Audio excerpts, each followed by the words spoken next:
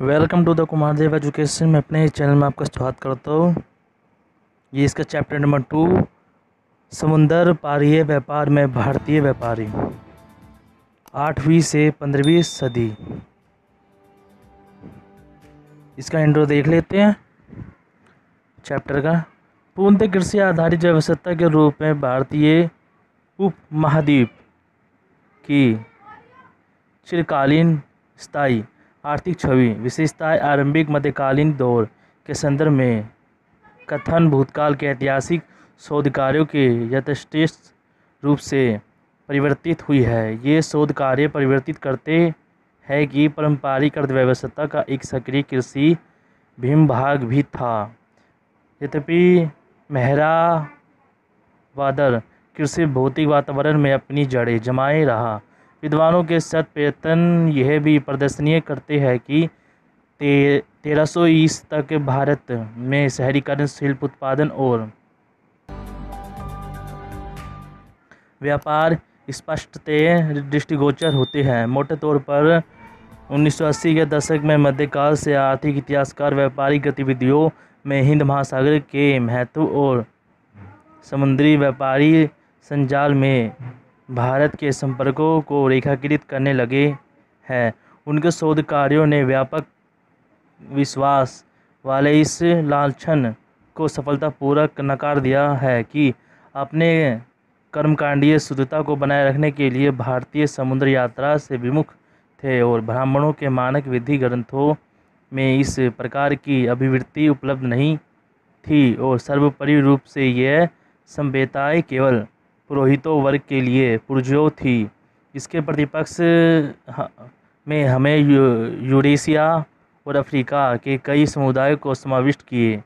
वे एक वाणिज्य अर्थव्यवस्था के अस्तित्व की प्राप्ति करते हैं जिसका आर्थिक प्रभाव किसी भी प्रकार से कम महत्वपूर्ण नहीं था। भारतीय समाज का भौतिक वातावरण निसंदेह कृषि आधारित था और भारतीय आज़ादी की बहुसंख्या कृषि कार्य में व्यस्त रहती थी। तब भी प्राचीन काल से ही व्यापार वाणिज्य आर्थिक जीवन के मुख्य घटक के रूप में मान्य था। हम इसको सीरीज वाइज समझते हैं चैप्टर को। हिंद महासागर में भारत के केंद्रीय स्थिति यह संकेत किया जा सकता है कि समुद्री व्यापार के संबंध में भारत ने 3 तरीकों से अपनी अनूठी स्थिति को भोग किया। पहला, इसकी विशाल भू क्षेत्र धारिता, दूसरा हिंद महासागर से 3 से घिरा होना और अंतिम श्रीलंका के साथ हिंद महासागर में इसकी केंद्रीय स्थिति जो निसंदेह एशिया के समुद्री किनारों पर प्रभुत्वशाली है। हिंद महासागर समुद्री क्षेत्रफल के लगभग 20% का धारक है। यह स्वयं में पश्चिम में 2 महत्वपूर्ण समुद्री गलियारों लाल सागर और फ्रांस की खाड़ी को सम्मिलित करता है और तथा अफ्रीका के समुद्र तट को परखता है। हिंद महासागर का पूर्वी भाग बंगाल की खाड़ी से चिन्हित है, न कि जावा के व चीन सागरों से, और दक्षिण में यह अंटार्कटिक तक विस्तृत है। इस तथ्य के बावजूद कि अंटार्कटिक और प्रशांत महासागर हिंद महासागर से विशालतर है, ये हिंद महासागर ही है जिसे दूरदेश कालवृद्धि के दौरान एशिया और अफ्रीका के अल्पसंख्यक समुदाय के मध्य सेतु के रूप में कार्य किया। ये संबंध विशेषताएं समुद्र व्यापार के संदर्भ में सिंदूरवर्ती परिवर्तनों के परिमाणों के रूप में प्रतिफल वाला सिद्ध हुआ और उनके एशियाई को विश्व के अग्रणी समुद्र क्षेत्र के रूप में परियोजित किया। यह समुद्र क्षेत्र के समृद्ध भूक्षेत्र के मध्य एक स्थापित करने का उपकरण भी बन गया। समुद्री इतिहासकारों ने हिंद महासागर के मसलों में भारत की स्थिति के निरूपण और इस समुद्री क्षेत्र में इसके समुद्री संपर्कों की स्थापना में गहन रुचि प्रदर्शित की है। व्यापारिक इतिहास में इतिहास लेखनीय रीति मौजूदा इतिहास लेख अकादमिक रुचि के 3 स्थित फलकों या क्षेत्रों का सुझाव देता है।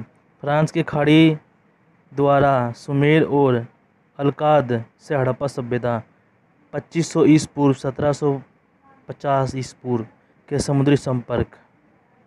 लाल सागर के मध्य से रोमन साम्राज्य के साथ भारत का समुद्र उत्पादन वाणिज्य उत्पत्ति प्रथम शती ईसा पूर्व से 250 ईसा। हिंद महासागर में यूरोपीय व्यापारिक कंपनियों के प्रवेश से भारत की समुद्री परिस्थितियों में बदलाव। कोई भी 8वीं से 15वीं सदी तक की वर्गीकृत काल वृद्धि के समुद्री इतिहास के लिए इतिहास लेखीय रीति का गौर कर सकता है। एक ऐसे दौर जो आरंभिक मध्यकाल की संक्रांति का साक्षी है। यहाँ से ये संकेत किया जा सकता है कि यह अवधि सामाजिक आर्थिक और राजनीतिक वातावरण में संकट काल की भांति मानी जाती है। संवादवाद के कुछ प्रमुख इतिहासकारों जैसे राम शरण शर्मा के अनुसार ये वृद्धि विशेष थी 500 ईसा से 1000 ईसा तक स्वनिर्भर बौद्ध और गतिहीन ग्रामीण अर्थव्यवस्था के दृढ़ीकरण का उभार चिन्हित करती है, जो व्यापार विशेषता लंबी दूरी के समुद्री व्यापार के लिए हितकार नहीं थी। व्यापार की कमी ने शहरी हास और अनुवर्ती वित्तीय रतलपता का नेतृत्व किया। यद्यपि वह सहमत है कि भारत में 1000 ईसा से आगे समुद्र व्यापार सहित व्यापार पुनर्जीवित हुआ। आरंभिक मध्यकालीन भारत के समुद्र पारीय वाणिज्य के तीव्र पतन की इस अवधारणा ने हिंद महासागरीय व्यापार में भारत की तत्सम संबंध पड़ती भूमिका को प्रकाशित किया। के.एन. चौधरी ने इस सूत्रीकरण का विरोध किया। इनके अनुसार लिखित प्रमाण 18वीं और 9वीं सदी के समुद्री व्यापार का पूर्णतः विभिन्न चित्रण उपस्थित करते हैं और प्रतिबिंबित करते हैं कि आरंभिक मध्यकाल के दौरान व्यापार में कोई मंदी नहीं आई थी, जैसे कि संवादवाद के इतिहासकारों द्वारा कल्पित है। भारतीय व्यापारियों ने हिंद महासागर वाणिज्य के सक्रिय प्रतिभागिता नहीं की, उन्होंने उसमें एक महत्वपूर्ण भूमिका अदा की। 8वीं से 15वीं सदी के दौरान समुद्र व्यापार के इतिहास स्रोत, संस्कृति, अभिलेखों और स्वदेशी साहित्य रचनाओं की विशाल संख्या, अरबी और फ्रांसीसी वन्य चीनी ग्रंथ, इतालवी यात्री कार्लो पोलो 13वीं सदी का उत्तरार्ध के विस्तृत और भारत से व्यापार करने वाले यहूदी व्यापारियों के पात्र आरंभिक मध्यकाल के समुद्र पारीय व्यापार के इतिहास हेतु सूचना उपलब्ध कराते हैं। यद्यपि इन स्रोतों द्वारा प्रदत्त सूचनाओं की पड़ताल जागरूकता से की जानी चाहिए, जो कठिनाई के यथेष्ट अक्सर त्रितराई हुए तथा तथ्यलप संख्यीय आंकड़े उपलब्ध कराती है। ये स्रोत गुणात्मक स्रोतों की श्रेणी से संबद्ध है। यद्यपि यह तथ्य समीक्षाधीन अवधि के भारतीय समुद्र पारीय व्यापार के इतिहास स्रोत के रूप में इनके महत्वपूर्ण कदापि तलोच्छेद नहीं कराता। यहूदी व्यापारियों के पात्र, जिन्हें हम गेजनीय प्रांत पात्रों के रूप में जानते हैं, इस संदर्भ में विशेषताएं महत्वपूर्ण हैं। वे भारतीय यात्रियों मुसल्लाफ़ून अल हिंद की गतिविधियों को सामने लाते हैं, जो सामान्य व्यापारी समुदाय के संबंध थे। यह पत्र हमारे उन व्यापारियों की आवाज़ सुनने के काबिल बनते हैं, जिन्होंने हिंदी महासागरीय व्यापार के वास्तविक प्रतिभागिता की।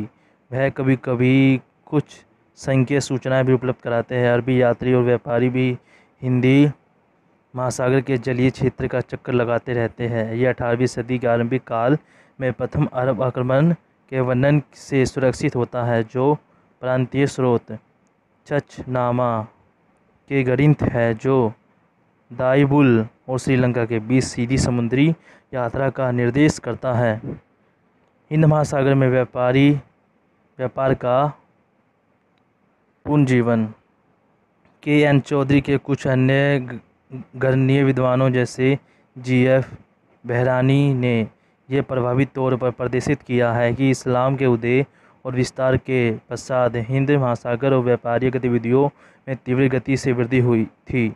इसकी मुख्य वजह तथ्य था कि इस्लाम सांस्कृतिक, वाणिज्य और शहरी जीवन में सुस्पष्ट रूप से पूर्ण विमुख थी, और इस प्रवृत्ति ने 18वीं सदी के अंत और 9वीं सदी के आरंभिक दौर के आगे हिंद महासागर में व्यापार के अनुकूल व्यापार रखा और आरंभिक मध्यकाल के दौरान भारत के समुद्र पारीय वाणिज्य को भरपूर तेजी प्रदान की।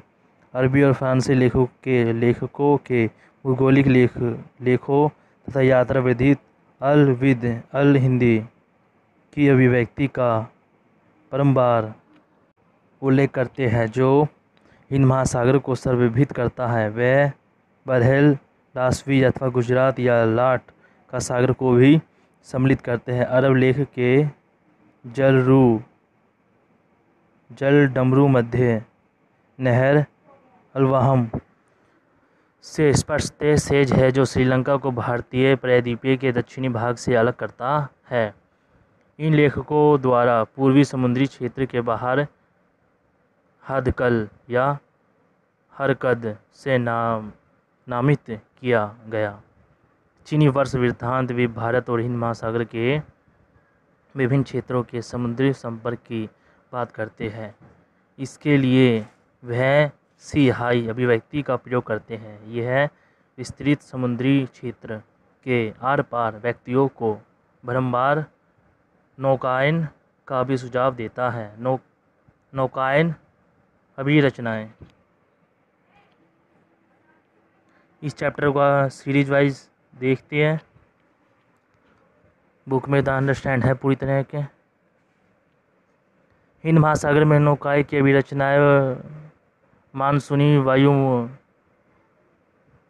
प्रणाली की सुनिश्चित होती थी। इस समुद्री क्षेत्र में पूर्व परिवहन मताए दक्षिण पश्चिम मानसून जून सितंबर और उत्तर पूर्वी मानसून अक्टूबर जनवरी वायु प्राणीय और न्यूधिक पूर्ण में परिवर्तनों द्वारा निर्देश और निर्धारित था।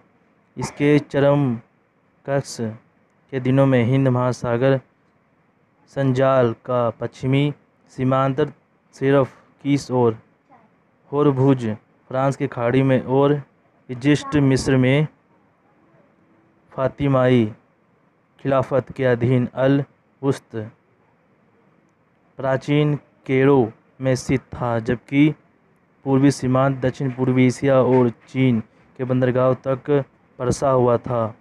मानसूनी हवाओं के परिवर्तन के कारण इस व्यापक समुद्र क्षेत्र में पूर्वी और पश्चिमी सीमांतों की अवधि यात्रा एक वर्ष में कठिन थी। यह परिस्थिति भारत के समुद्र पारीय व्यापार हेतु अत्यधिक लाभदायक थी, जिसके पास कई बंदरगाहों से चिन्हित 2 समुद्र तटीय क्षेत्र थे जो माध्यमिक विराम और पोतरन के आदर्श बिंदु थे। इनके आयात व निर्यात व्यापार के त्वरित विकास को भी सुविधाजनक बना दिया। इन स्रोतों का गंभीर अध्ययन यह प्रदर्शित करता है कि भारत का समुद्री व्यापार निश्चित तौर पर उस परिणाम का नहीं था जैसे कि हम रोम साम्राज्य के दौर में था। साथ ही इस तथ्य को भी नकारा नहीं जा सकता कि 18वीं सदी के दौरान इस काल विशेष के मुख्य बंदरगाहों जैसे पंचौड़, कावरी, पत्तनम और तिमलिपि और अनुक्रमिक पतन होने लगा था। यद्यपि समुद्रीय वाणिज्य में उतना तीव्र पतन नहीं हो रहा था और ये काल गिरावट का काल नहीं था जैसे समांतरवाद के इतिहासकारों द्वारा कल्पित है। हिंद महासागर के समुद्र क्षेत्रों में देशों से भारत के समुद्रीय संपर्कों के परिणाम का प्रदर्शित करने वाले अनेक साक्ष्य अरबी और फ्रांसीसी में उपलब्ध है। वे व्यापारिक माल के लेन देन और भारतीय बंदरगाहों के महत्व के बारे में बात करते हैं, जो 18वीं सदी के आसपास महत्व अर्जित करने वाले नए बंदरगाहों की शुरुआत को प्रदर्शित करता है। 9वीं सदी के उत्तरार्ध और 13वीं सदी तक की समीक्षाधीन अवधि के लिए अरबी और फ्रांसीसी स्रोतों में सूचनाओं की एक पूरी श्रेणी उपलब्ध है। यहाँ सुलेमान मचेट 851 ईस ब्रूवदेह। 882 अल-मुरुसुदी। 1915 अल-बुरूनी। 1030 ईस अल-मरवजी। 1120 ईस अल-द्रिसी। 1162 ईस इतन बितुना।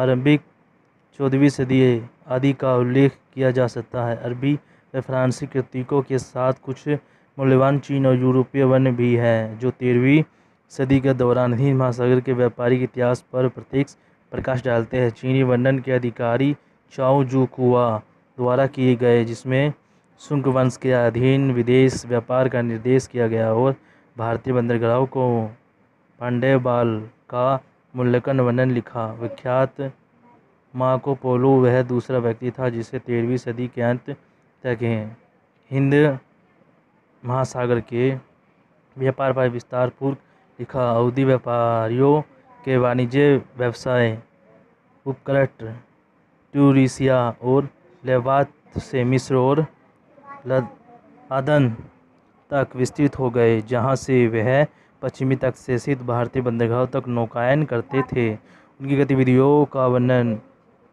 उन व्यापारिक प्रांतों में प्राप्त है जिन्हें गेनिजा पात्रों के नाम से जाना जाता है। 10वीं सदी के लगभग फ्रांस की खाड़ी में व्यापार का विकास।